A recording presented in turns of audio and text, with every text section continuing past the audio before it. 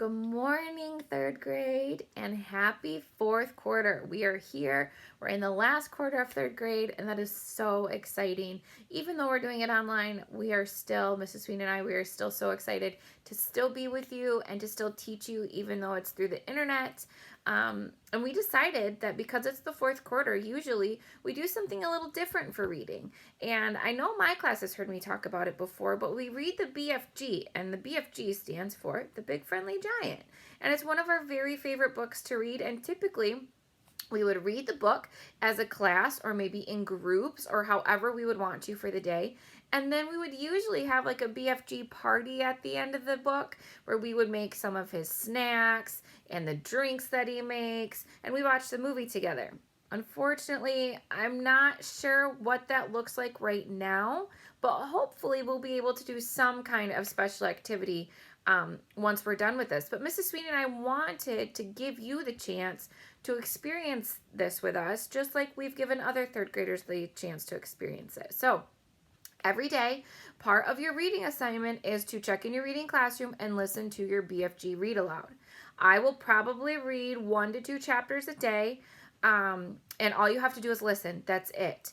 At the end of the week, on Fridays, there will be an assignment for you to do that will be 5 comprehension questions for you to answer from what you've listened to for the week. So it's really important that you are listening to these read alouds so that you can answer those questions later on in the week, okay?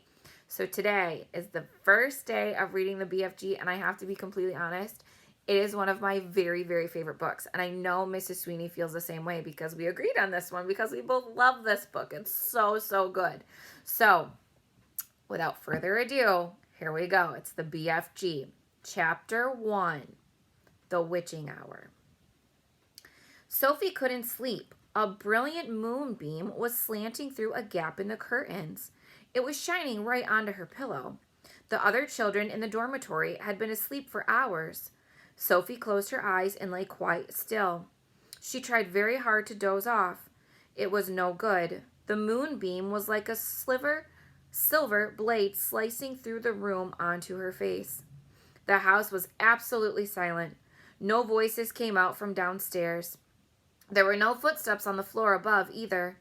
The window behind the curtain was wide open, but nobody was walking on the pavement outside. No cars went by on the street. Not the tiniest sound could be heard anywhere. Sophie had never known such a silence. Perhaps, she told herself, this was what they called the witching hour. The witching hour, somebody had once whispered to her, was a special moment in the middle of the night when every child and every grown-up was in a deep, deep sleep. And all the dark things came out from hiding and had the world to themselves. The moonbeam was brighter than ever on Sophie's pillow. She decided to get out of bed and close the gap in the curtains. She got punished if you were caught out of bed after lights out. Even if you said you had to go to the lavatory, that was not accepted as an excuse, and they punished you just the same. And just so you know, a lavatory is a bathroom. But there was no one about now, Sophie was sure of that. She reached out for her glasses that lay on the chair beside her bed. They had steel rims and very thick lenses, and she could hardly see a thing without them.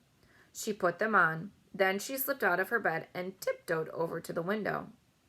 When she reached the curtains, Sophie hesitated.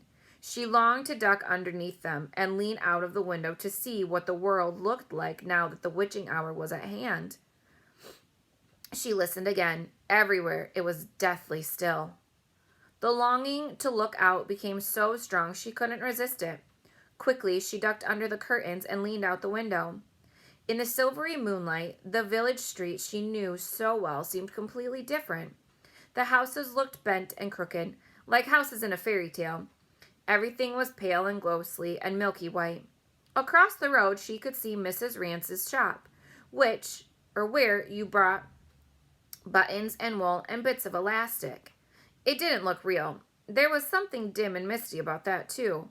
Sophie allowed her eyes to travel further and further down the street. Suddenly, she froze. There was something coming up the street on the opposite side.